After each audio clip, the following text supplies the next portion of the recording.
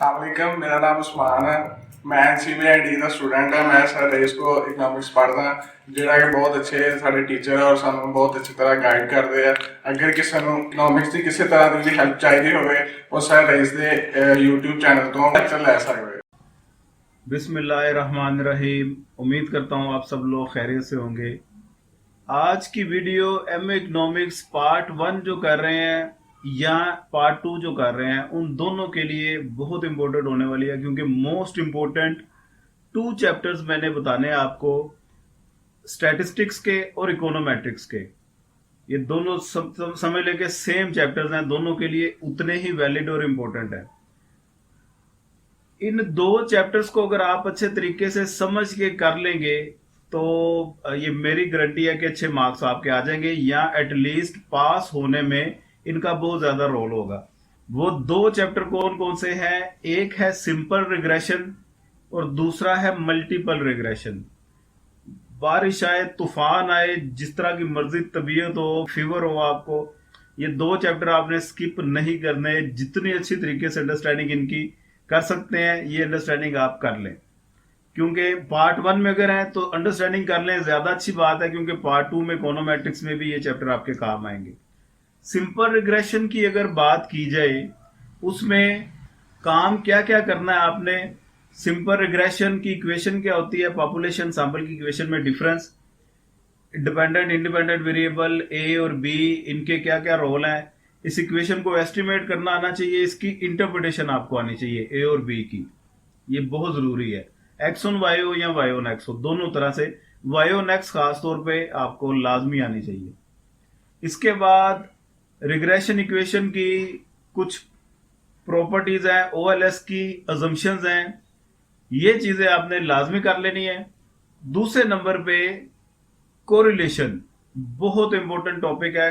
Coefficient of correlation, इसके characteristics, scatter diagram कैसे बनती है, कोफिशिएंट ऑफ डिटर्मिनेशन, इसकी इंटरप्रिटेशन, डिफरेंट मेथड से कैसे इसको फाइंड किया जा सकता है, अनोवा टेबल क्या होता है, अनोवा टेबल कंप्लीट कैसे किया जाता है, और अनोवा टेबल के accordingly standard error of estimate या coefficient of determination, coefficient of correlation, ये कैसे निकाला जाता है। ये जितने भी टॉपिक बता रहा हूँ इंटरप्रिटेशंस आपको इनकी साथ साथ लाजमी आनी चाहिए, क्योंकि ये रट्टा नहीं, फार्मूला याद किया और पेपर देने चले गए। आपसे क्वेश्चन की बारीकियां वो पूछेगा, इसकी इंटरप्रिटेशन पूछेगा। अगर ऐसा ना होता, रिजल्ट कुछ और आ जाता, इसकी क्या इंटरप्रिटेशन होनी थी, ये चीजें वो आपसे पूछेगा। ठीक हो गया जी। इसके अलावा कोफिशिएंट ऑफ कोरिलेशन की टेस्टिंग है, F टेस्ट इस पे लगता है। कोफिशिएंट ऑफ डिटर्मिनेशन की टेस्टिंग, इसको कहते हैं ओवरऑल गुडनेस ऑफ फिट का टेस्ट, ये टेस्टिंग आपको लाजमी आनी चाहिए।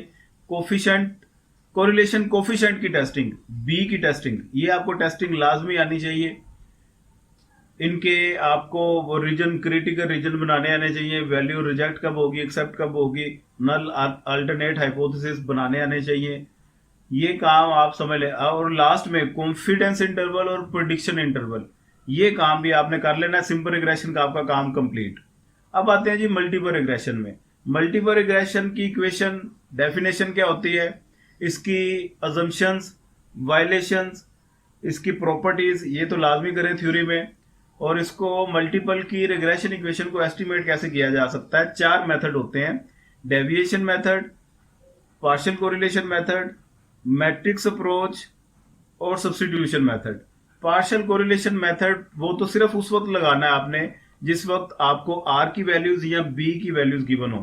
अदरवाइज आपने उन 3 मेथड में से कोई सा एक मेथड अपनी मर्जी का लगा देना है। ये नहीं वो पूछेगा कि इस मेथड से सोल्व करें, आपको ये वैरायटी होगी तो क्वेश्चन अटेम्प्ट करने में जरा आसानी होगी। डेविएशन मेथड जो सा है वो मैं प्रेफर करूंगा, क्योंकि उसमें थोड़े से फार्मूले तो हैं लेकिन काम जरा शॉर्ट हो जाता है। बाकी दोनों मेथड, मैट्रिक्स और सब्स्टिट्यूशन, वो जरा लेंथी हो जाते हैं। एस्टिमेशन के बाद रिग्रेशन इक्वेशन की इंटरप्रिटेशन लाजमी आनी चाहिए। B1, B2 या बीटा 1, बीटा 2, अल्फा, इनकी इंटरप्रिटेशन आपको लाजमी आनी चाहिए। उसके बाद आते हैं जी कोरिलेशन पे। अब यहाँ पे 2 तरह के कोरिलेशन है, एक पार्शियल कोरिलेशन, दूसरा मल्टीपल कोरिलेशन। इन दोनों को अलग अलग इनके फार्मूले हैं। स्मॉल r से पार्शियल कोरिलेशन को डिनोट किया जाता है, मल्टीपल को कैपिटल R से डिनोट किया जाता है। इनके फार्मूले पता होने चाहिए, इनकी इंटरप्रिटेशन पता होनी चाहिए, coefficient of determination, multiple correlation का आप स्केयर ले लें या वो एक्सप्लेन्ड वेरिएशन को टोटल वेरिएशन में डिवाइड कर दें। ये एक इसका और भी फार्मूला है। नोवा टेबल के थ्रू भी आप इसको कोफिशिएंट ऑफ डिटर्मिनेशन को फाइंड कर सकते हैं। मल्टीपल का नोवा ये करना है आपने, मल्टीपल का स्टैंडर्ड एरर ऑफ एस्टिमेट ये करना है। टेस्टिंग इसमें जोन सी है बीटा 1 बीटा 2 की, उसे भी देख लीजिएगा। इसके अलावा थ्योरी में कुछ चीजें वो पूछ लेता है, इंटरपोलेशन, एक्स्ट्रापोलेशन, इनकी डेफिनेशन अक्सर आई हुई है, ये आपने देख लेनी है।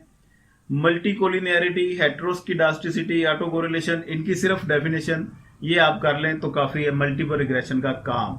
अब ये तो स्टैटिस्टिक्स जिनका सब्जेक्ट है उनके लिए तो ये चीजें आप अगर कर लें समझ के अच्छे तरीके से तो आपके लिए बहुत है। अब आते हैं पार्ट 2 में जिनकी इकोनोमेट्रिक्स है, यही चीजें वही रिपीट करें।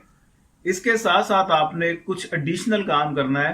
एडिशनल काम ये करना है कि स्टैंडर्डाइज्ड कोफिशिएंट आपको बनाने आने चाहिए, फोरकास्टिंग आपको आनी चाहिए, टेस्टिंग की तरफ आपने खास तौर पे स्ट्रेस करना है। टेस्टिंग क्या होती है, वायलेशन ऑफ ओएलएस, इसके ऊपर खास तौर पे आपने तवज्जो देनी है।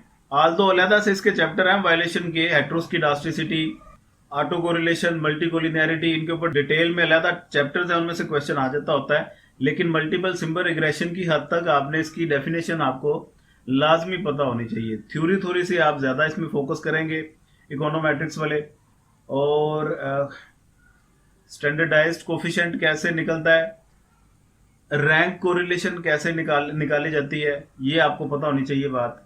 डिफरेंट एंगल से अगर आपको वैल्यूज गिवन हो, मसलन के स्क्वायर मैट्रिक्स में मैट्रिक्स गिवन हो, उसमें अगर आपको डाटा गिवन हो, डाटा लिखना कैसे है, मैट्रिक्स अप्रोच की तरफ आपने खास तौर पे तवज्जो देनी है। पार्ट 1 में मैट्रिक्स अप्रोच इतनी ज्यादा इंपॉर्टेंट नहीं है, पार्ट 2 में मैट्रिक्स अप्रोच को खास तौर पे तवज्जो देनी पड़ेगी आपको। ये चीजें कर लें तो उम्मीद है अल्लाह के घर आप अच्छे मार्क्स से निकल जाएंगे। दुआओं में याद रखिएगा। वीडियो पसंद आई हो तो दोस्तों के साथ शेयर लाजमी कीजिए। अपना ढेर सारा ख्याल रखिएगा। पाकिस्तान जिंदाबाद।